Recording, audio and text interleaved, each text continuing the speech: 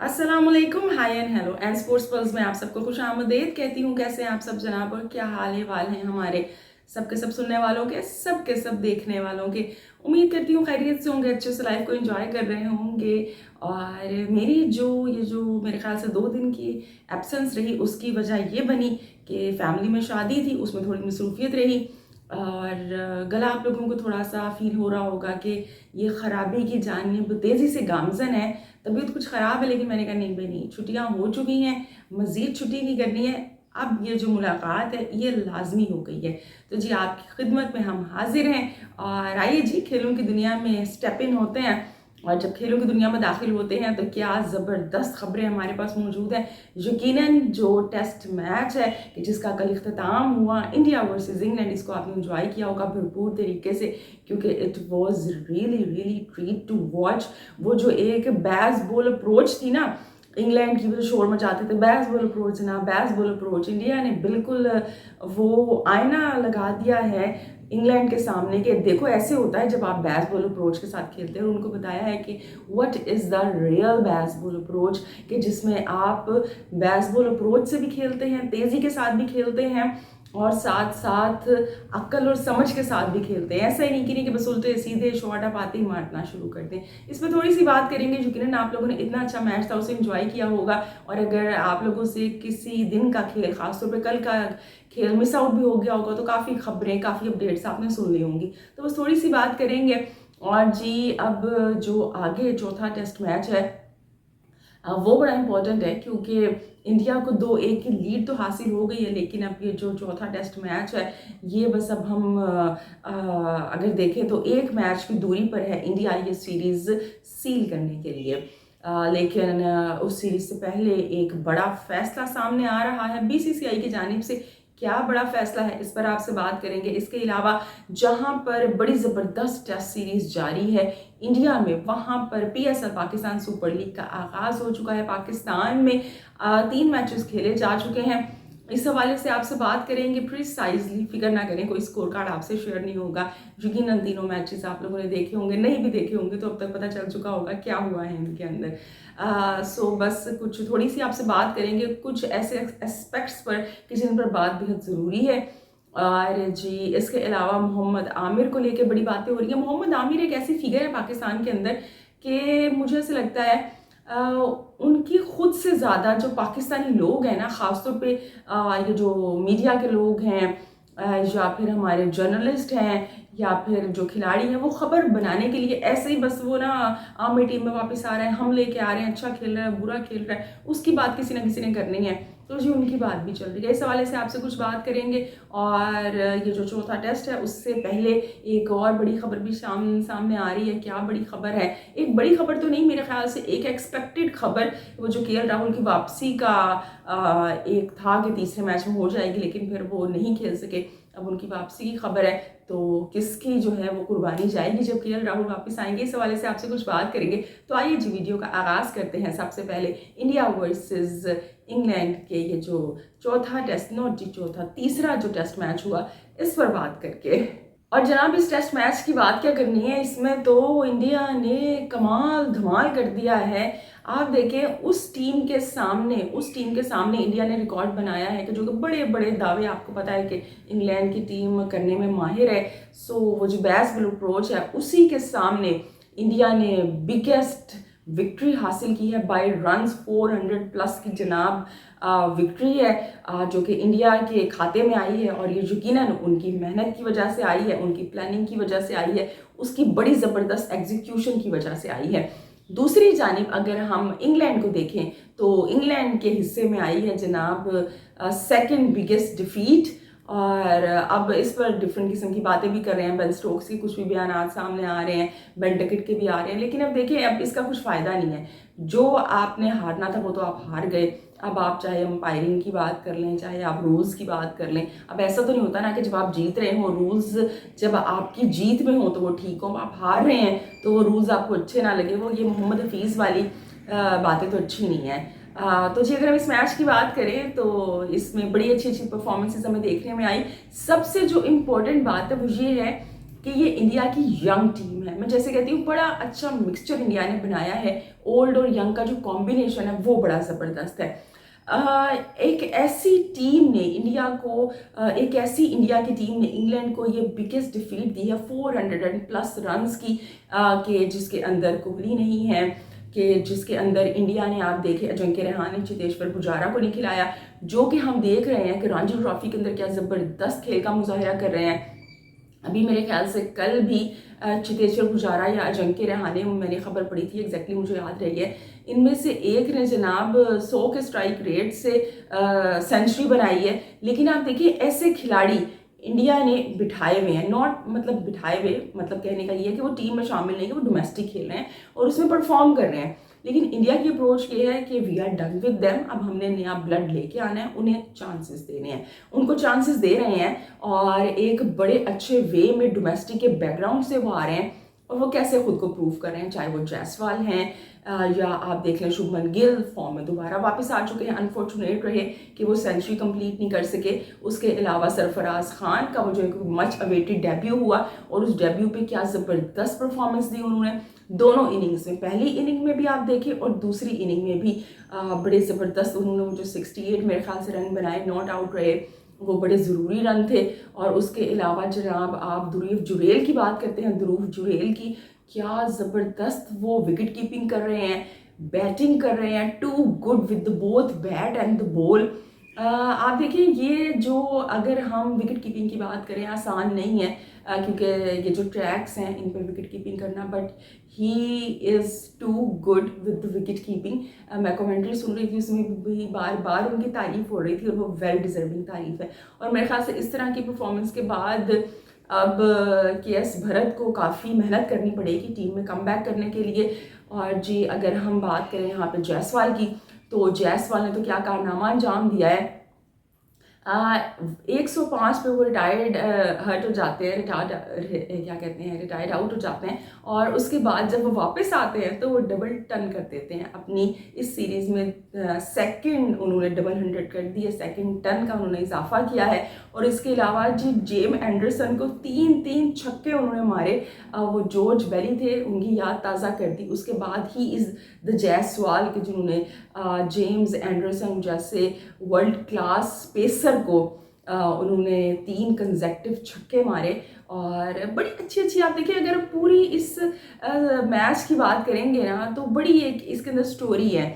आप अगर जडेजा को देखें पहली इनिंग के अंदर, फिर दूसरी इनिंग के अंदर सरफराज खान पहली इनिंग के अंदर, दूसरी इनिंग के अंदर, इसी तरह अगर हम यहाँ पे कुलदीप यादव की बात करें, कुलदीप यादव की हम हमेशा बात करते हैं कि he is very good with the ball, लेकिन वो बैटिंग अच्छी नहीं कर लेते हैं। लेकिन जिनको सेकेंड इनिंग में नाइट वॉचमैन के तौर पर भेजा था वो खड़े रहे जनाब क्रीज पर और मेरे ख्याल से 28 रन उन्होंने बनाए और बड़ा अच्छा। और ना सिर्फ बैटिंग, अगर आप बॉलिंग की बात करें तो इंडिया ने तो भाई इंग्लैंड के जो बैटर्स उनको खड़े नहीं होने दिया। और मज़े की बात यह है कि कोई ऐसी वो ट्रैक्स नहीं थे, स्पिनिंग ट्रैक्स, एक बैटिंग विकेट थी। नो डाउट कि जब हम एक चौथी इनिंग में आएंगे उसमें बैटिंग मुश्किल थी, लेकिन इतनी भी मुश्किल नहीं थी कि जिस तरह से इंग्लैंड ने उस पर बैट किया है, कि जिस तरह से बैटिंग की है। आप देखें कि 130+ ओवर्स उनके पास थे, 1.5 दिन का खेल बाकी था, लेकिन वो तो ऐसे जल्दी में दिखाई दिए कि 40 ओवर में गेम को लपेट के जनाब वो ये जा वो जा। और इसके अंदर गेम को जो लपेटने का किरदार है वो रोहित शर्मा ने भी बड़ा किया। अगर आप कल के दिन का आपने यकीनन खेल देखा होगा तो वो बड़ा ज़बरदस्त था, जब रोहित कह रहे थे कि जल्दी जल्दी भाई एक और विकेट ले लो, आधा घंटा और मिलेगा, आधा घंटा और मिलेगा, आज ही इस खेल को ख़त्म करना है। रिव्यू भी सारे उन्होंने वो ले लिए, वो जो मार्कपुर का रिव्यू दिया था वो लॉस्ट हो गया, लेकिन उसका एक ये है कि आपने प्रेशर बिल्टअप किया और वैसे भी टेल थी उनकी, तो वो बड़ा ज़बरदस्त। चलो भाइयों, अच्छा वो जो रोहित जो बुलाते हैं ना टीम मेट्स को बड़े रिस्पेक्टिव वे में, वो बड़ा अच्छा अंदाज और कम्युनिकेशन कर रहे होते हैं, चलो भाइयों कीप इट अप गुड।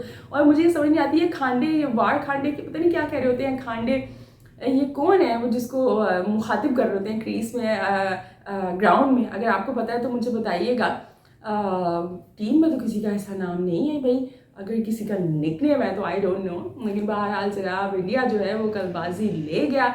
अब जो इंग्लैंड है उन्हें यकीनन सोचना पड़ेगा एक बेहतर अप्रोच के साथ और एक बेहतर प्लानिंग के साथ सामने आना पड़ेगा। और मज़े की बात, जैसे कि मैंने पहले भी कहा कि इससे पहले भी अगर हम 2021 की बात करें या उससे पहले की बात करें तो इंडिया ने यकीनन इंग्लैंड को हराया है, लेकिन तब जो पिच थी ना वो रैंक टर्नर्स होती थी। इस दफ़ा कोई रैंक टर्नर नहीं है। ये बड़ी अच्छी बात है कि आप चैलेंज कर रहे हैं, खुद को भी चैलेंज कर रहे हैं और उस चैलेंज के अंदर आप पास हो रहे हैं, कामयाब हो रहे हैं, तो बड़ी जीत है जनाब इंडियन मैनेजमेंट के लिए, उनके प्लेयर्स के लिए, पूरी टीम के लिए।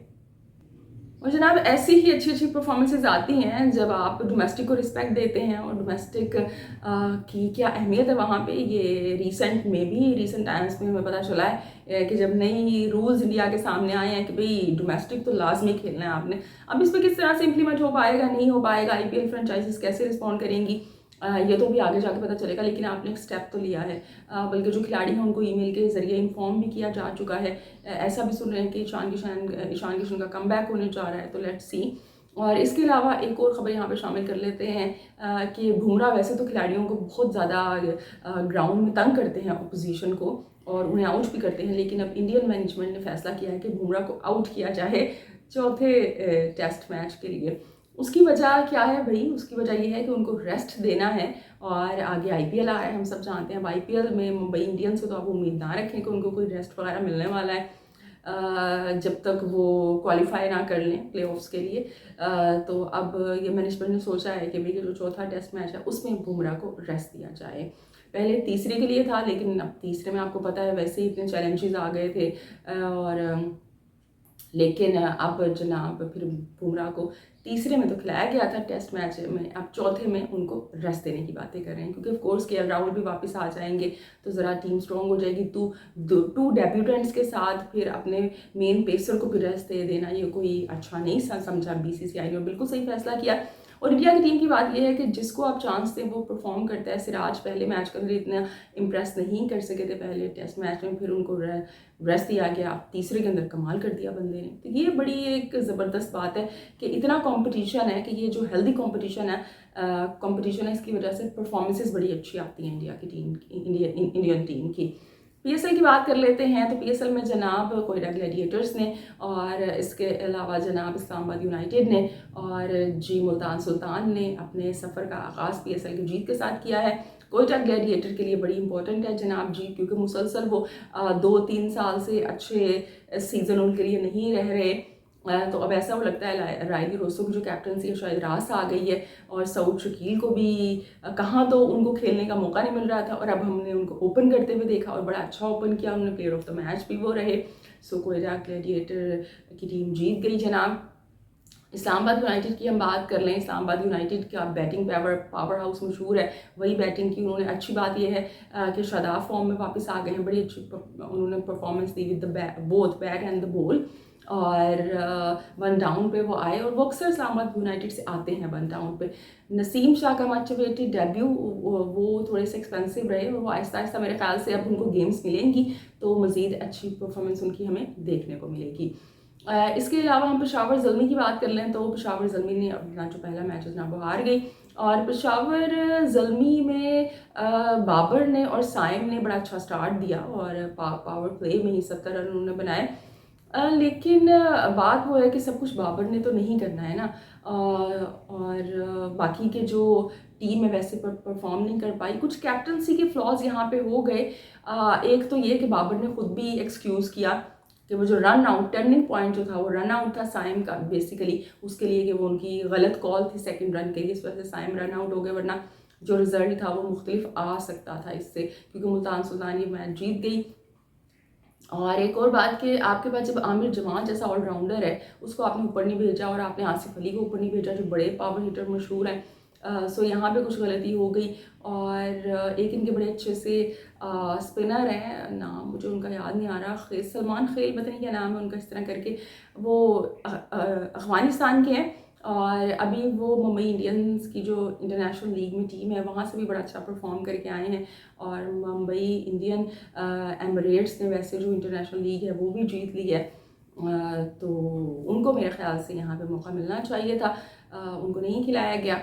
और इसके अलावा अगर हम बात कर लें भाई कराची किंग्स की, कराची किंग्स को मैं बड़ा एक्साइटेड थी देखने के लिए क्योंकि शान मसूद कैप्टनसी कर रहे हैं, लेकिन कराची किंग्स लॉस दिखाई दी।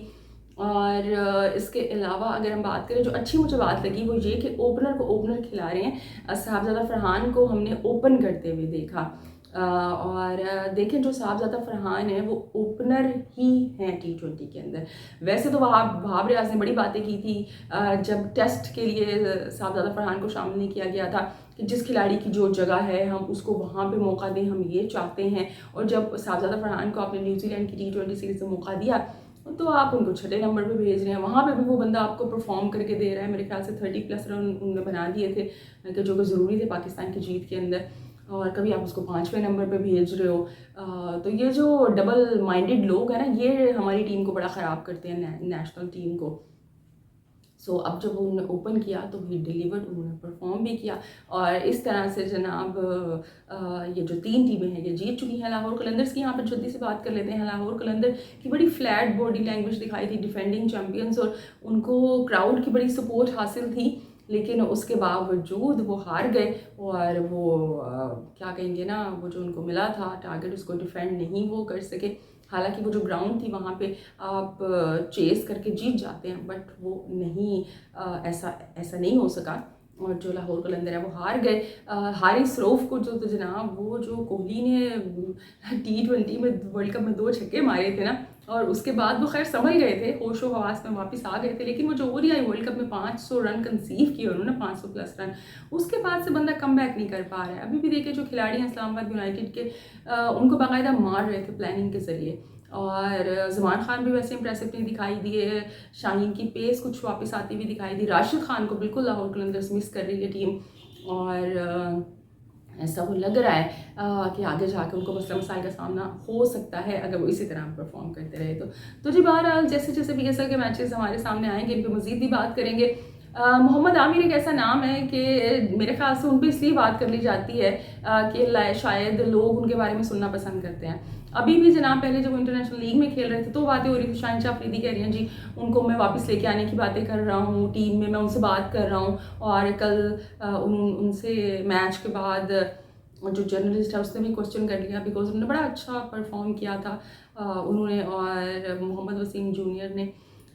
तो उन्होंने कहा कि भाई मैंने इस बारे में सोचा नहीं, बड़ा गोलमोल उन्होंने कर दिया, मैं बस खेलना चाहता हूँ। भाई एक बंदा कि जिसका आप देखें एम है उनका कि उन्होंने खुद से नेशनैलिटी हासिल की है, वो वेट कर रहे हैं इंग्लैंड की, वो IPL खेलना चाहते हैं बेसिकली, तो वो क्यों दोबारा से पाकिस्तानी टीम में आए और वो जो उन्होंने इतनी मेहनत की है उसको दोबारा से वो क्या कहेंगे ना, बर्बाद करने वाली बात है, बर्बाद कर दें। अब चाहे आप उनको उसकी सेल्फिशनेस कहें, जो भी कहें, ये उनका एम है। तो जो डोमेस्टिक के खिलाड़ी हैं, कोई मोहम्मद आमिर अगर नहीं है तो खिलाड़ी ख़त्म तो नहीं हो गए हैं।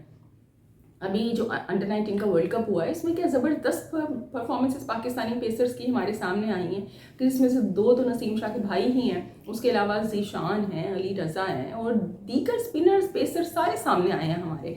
राशिद मनहास बड़े अच्छे स्पिनर हैं। तो जो डोमेस्टिक के खिलाड़ी हैं वो पाकिस्तानी बेतहाशा है, भाई उनको मौका दें, वेल प्लानिंग के जरिए आगे बढ़ें। तो मोहम्मद आमिर का पीछा जो है ना छोड़ दें, इससे पहले कि वो आप लोगों के सामने हाथ जोड़े बस कर दो भाई मुझे नहीं खेलना पाकिस्तान से।